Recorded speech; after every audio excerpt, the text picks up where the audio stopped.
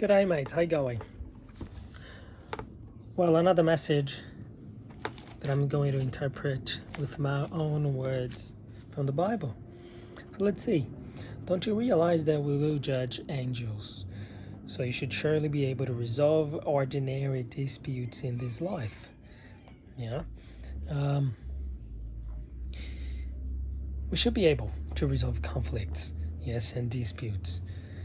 When we arrived in Macedonia, there was no rest for us. We faced conflict from every direction, with battles on the outside and fear on the inside. Yes, and yeah, I mean, that could be mentally, yes, not only physically. Like, there's battle out there.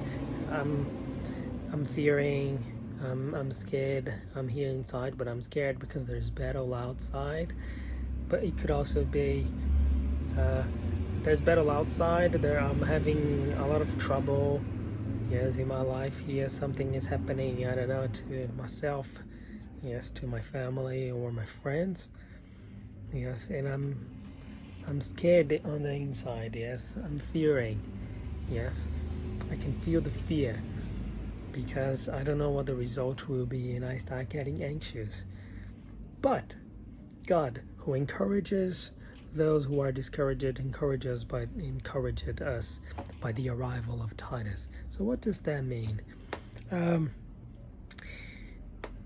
It means that the resolution of conflict is always possible when you turn to God for help.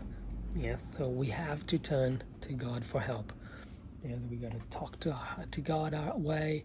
Yes, we have to reach to God our way. Yes, be it talking to someone whom we trust, be it going to church, or kneeling down in our bedrooms and talking to God and praying and reading the Bible. But we do have to talk to God.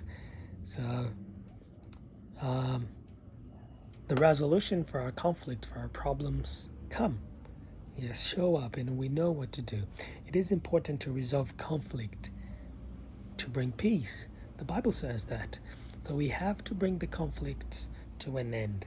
We have to find a final conclusion, a final decision for something, for a problem, for a conflict, and bring them to an end. Because if we stay with the problem, we keep pushing the problem away or escaping from the problem, yes, running away and say, no, I can solve that later, postponing, yes, procrastinating, or even we fear the problem and we try to avoid it, it will always hit back at us. It will always come back. Yes, and we won't have peace.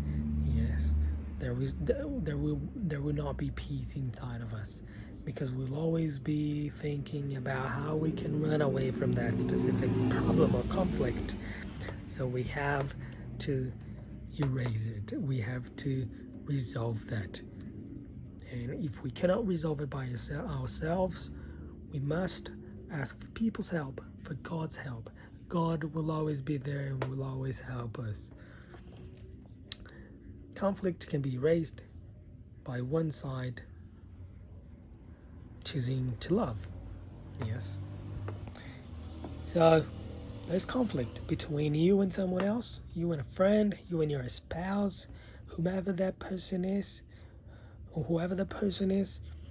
You can always end the conflict. You can always erase the conflict if you love. Yes. If it's not the other person who is loving you, so the conflict stops, you should be loving the person. Yes. That's a very hard thing that Jesus has taught us. Yes.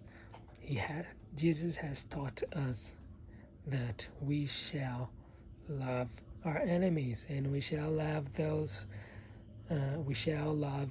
who are bringing conflict. If we love them, and if we show them love, if we show them there is another solution, yes, that no matter what happens, we can be there for each other, conflict will be erased. Things will be solved. Yes. Conflict resolution will come. That's one way that you can ask for God's help, yes. Looking at what Jesus did. Looking at what Jesus did and doing it yourself, God is already helping you because he showed us what to do and how to do and when to do, yeah, and with whom to do. Everyone, all the time. Jesus advised 3 steps in resolving conflict, and sometimes we need to avoid people who cause conflict. So yes, and we should avoid people who cause conflict. If we see that all the time someone is causing conflict, we are not avoiding the problem. We are just avoiding that person to avoid conflict. Yes. If it's really necessary to have that person with us, just love that person. The person might change. Yes. With time. The person might change with time. So yes, just love that person. And if you can avoid that person, you can avoid her. Yes. Jesus himself, it's not that he avoided people, but he was free and people followed him if people accepted who he was and who accepted his principles and everything. Yeah? So if people accepted his principles, people would follow him. He wouldn't be following people and trying to convert people, change people's lives. People would come to Jesus. Yes, Jesus was the truth. So that's pretty much what we should try to do. Yes, we should try to be true to ourselves. If we see a person is causing conflict, we shouldn't go to that person and try to calm that person down. If we know that person is going to cause a conflict, just get away from it. Just live your life. Yes, do what you got to do.